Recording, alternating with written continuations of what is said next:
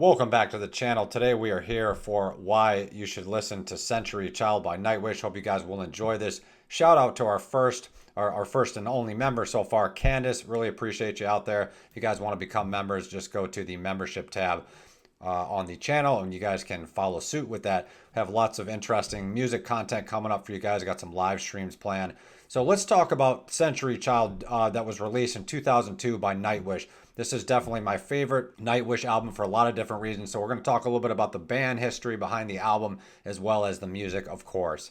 So Century Child is a fascinating Nightwish album for a lot of different reasons. And if you guys are pretty familiar with the story of Nightwish, you'll know that shortly after the tours of their previous release, Wishmaster, Nightwish actually almost disbanded. They had some drama with Sammy Vaska. They had some drama with Empu. They had a little bit of drama with, between Tuomas and Tautia. But that drama in particular with Tautia and Tuomas had not really boiled to the surface yet. Things were still pretty good on that front. But the profoundness of Century Child is definitely worth discussing. And I think in a lot of ways, not only because of the lineup change, the lineup change in particular, but just the music, the lyrics on this album in particular, Nightwish really came into their own sound. The fascinating aspect of Century Child is that although they took on a new, more epic sort of soundtrack type sound, some of the early songs on the album Century Child actually still feature their sort of epic and grandiose really fast power metal sound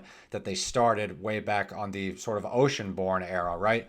And as well as continuing following suit on the Wishmaster record. Also, we cannot discuss Century Child without discussing the departure of Sammy Vaska, who was replaced by Marco Haitala. And everybody, we've been discussing Marco Haitala quite a bit on this channel recently. Everybody's familiar with his vocal style, but what he brought to the table with Nightwish was just also one of the things that really added to the epicness of the Nightwish sound, the Nightwish repertoire, and that part of that Nightwish sort of coming into their own was due to Marco Haitala's vocals, as well as his style of bass was a little bit more metal, I guess you could say, definitely fit a little better, versus Sammy Vaska. Sammy Vaska was a great musician, great bass player, but he played with his fingers, which is really great, which I actually prefer.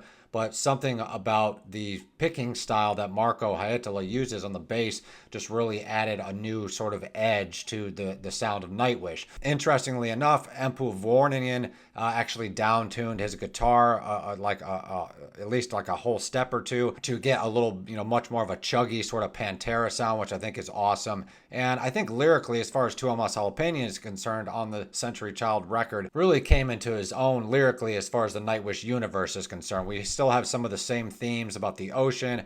He continues with the themes of the Dead Boy that was introduced on Wishmaster. And we actually see some new themes, some new songs on the album. They actually did a cover version of Phantom of the Opera, which was extremely awesome. We see some interesting ballads. And Nightwish was still sort of obviously holding on to that early power metal sound, but some of their songs definitely slowed down. They were more chuggy, they were more heavy. They had just sort of a slower sound to them, which was a nice change versus the sort of hyperactive power metal sound the Nightwish kind of took on in their earlier years. Nightwish always had ballads, of course, always had acoustic music. Nightwish started as an acoustic band, but something about the Century Child record, in my opinion, is just the pinnacle of Nightwish, musically, lyrically, aesthetically. They still had Jukka Novalanian in the band, still had Tautia.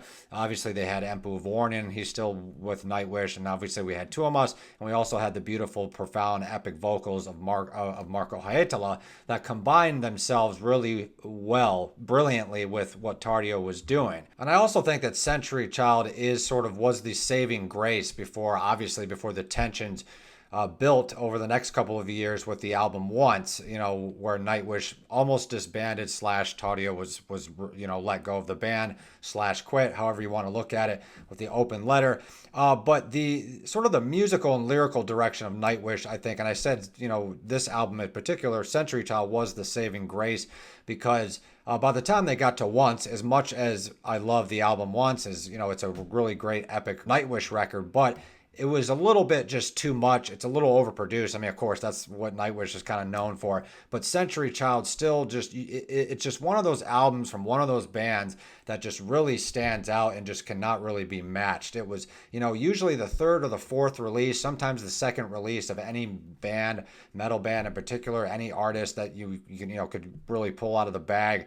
Usually those early records from the second to the fourth are usually their landmark albums before they get too, repetitive, or before they get too overproduced, or before they start having band drama, lineup changes, that kind of thing. They were just really such a cohesive unit. Obviously, there were some underlying tensions going on with, Tautia Turunian, as, and Tuomas Halopeinen, especially when, Marco Tabuli kind of came into the picture, but we've already kind of dissected all of that. But we are going to go through the track list of Nightwish and talk about what my favorite songs are, how the songs follow into one another, what makes this album so great. The first song is Bless the Child. I'm not going to really play samples of the songs just for the sake of time, as well as the sake of just getting this video up without having it be copyright restricted. The album blasts in with Bless the Child, which is a really great sequel to kind of where Tuomas and Nightwish left off with the Wishmaster record. And the song Bless the Child, I'm not going to go through all the lyrics either, but it's sort of a reawakening back to a more innocent stage of one's life. Obviously, Tuomas mostly sings about autobiographical elements, and he's sort of asking the universe, he's asking God, he's sort of questioning his own creation. And one of the lyrics is, why am I loved only when I'm gone? And that lyric just always really stuck out to me, and he's sort of redeeming the future of all of the sins that he will, create as a grown adult. He's kind of leaving that old innocence that we knew with Oceanborn, or especially with Angel Fall First, a little bit with Wishmaster, that innocent sort of feeling, lyrically and musically, that Nightwish possessed. Obviously, we still have a lot of themes about innocence and childhood and, adolescence and being young versus old throughout the whole career of Nightwish. But Bless the Child in particular, and Century Child, the name of the album, the whole theme of it is sort of trying to regain this sense of lost innocence, which is super poetic and just very, very profound. The second track, End of All Hope, kind of takes on that theme again in a little bit more of a heavy metal type style. And all of these songs, obviously we got Tuomas's keyboard, we got Empu's guitar, we got Marco and Tautia's voice, we got Marco's bass, we got Jukka Navalanian on the drums, but we also have elements of movie soundtracks, maybe something like Braveheart or something like Last of the Mohicans. That Celtic element that Nightwish was known for definitely came into play very strongly with on this album in particular. So End of All Hope sort of recaptures that theme of lost innocence, sort of your life moving really fast, before your eyes. And by the time we get to track 3, Dead to the World, is another really interesting track. Some of the lyrics, all the same, take me away, we're dead to the world.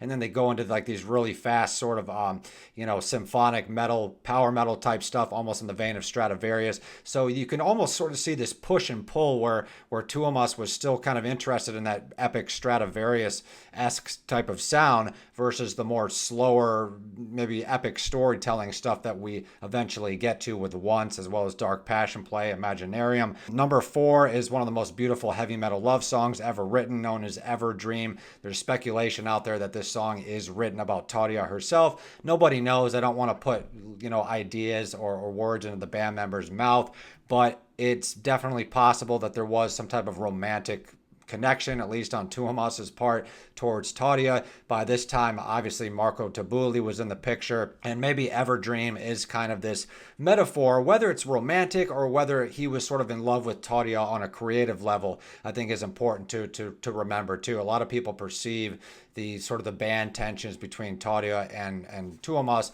as romantic only, but I do believe that Tuomas sort of viewed himself, sort of styled the lyrics and music of Nightwish as he views himself as this sort of beast-like Phantom of the Opera. He's the beast and Tadia is the beauty, and they kind of seduce each other in this really creative, beautiful, profound way that is slightly romantic, but they seduce each other with their talent and their music. And I do believe that Everdream kind of definitely takes on that theme, and sort of gives Tuomas Jalapeno that release of whatever romantic tensions he may have been feeling towards Tadia. Who knows? Maybe he wrote it about somebody completely different.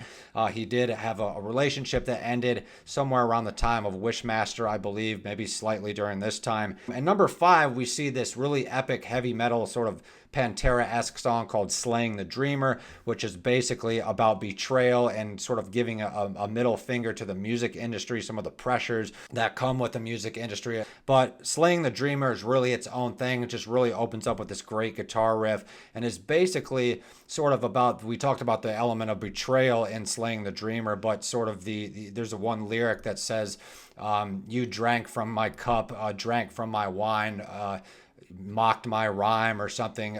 Just these really profound ideas of who Tuomas was actually discussing in Slaying the Dreamer remains to be seen, but there was some type of betrayal maybe that he was referring to. It could have been Marco Tabuli, it could have been another band, some other band member from a different band that kind of was trying to downplay Tuomas or Nightwish's achievements. Just a really, really interesting song about the sort of the antagonistic competitiveness of what it means to be in the metal community. By the time we get to track 6 called Forever Yours, it's almost like this Titanic-esque Celtic soundtrack type song, unlike anything that Nightwish had done up into that point. Obviously, we had some Celtic elements going all the way back to Oceanborn. Forever Yours, I think, was inspired by some of the music from Titanic. So just we can definitely see where Tuomas is going with the heavy metal songs, the sort of a grandiose, epic Stradivarius-esque slash movie soundtrack sound, but he's definitely going full force with that melodic just vulnerability that we see in that beautiful ballad called Forever Yours. It's really sad, it's really depressing, but it is beautiful. And we'll talk about some of what I miss about that, about Nightwish in particular, lyrically and musically, once we get to the end of the album here. Number 7, we come in with Ocean Soul, another really, really sort of slow, epic burn with these great operatic vocals, by Marco Tabuli. And just definitely continuing that theme on this album of lost romance, lost innocence. So just a really, really profound song that I encourage you guys to listen to. Track number 8, we come in with Feel For You, which is another really, really beautiful sort of slightly, how do I say, maybe scary, horror-esque type sound. Just a really beautiful song about lost love and sort of dealing with one's possessive feelings in some type of romantic broken relationship. Lyrics is barely cold in her grave, barely warm in my bed. Puppet girl, your strings are mine, or something. So just really, really cool, sort of esoteric, almost creepy stuff. Maybe he's in love with some woman that died, or perhaps it's a metaphor. This song, Feel For You, is a metaphor for the loss and the death of a relationship.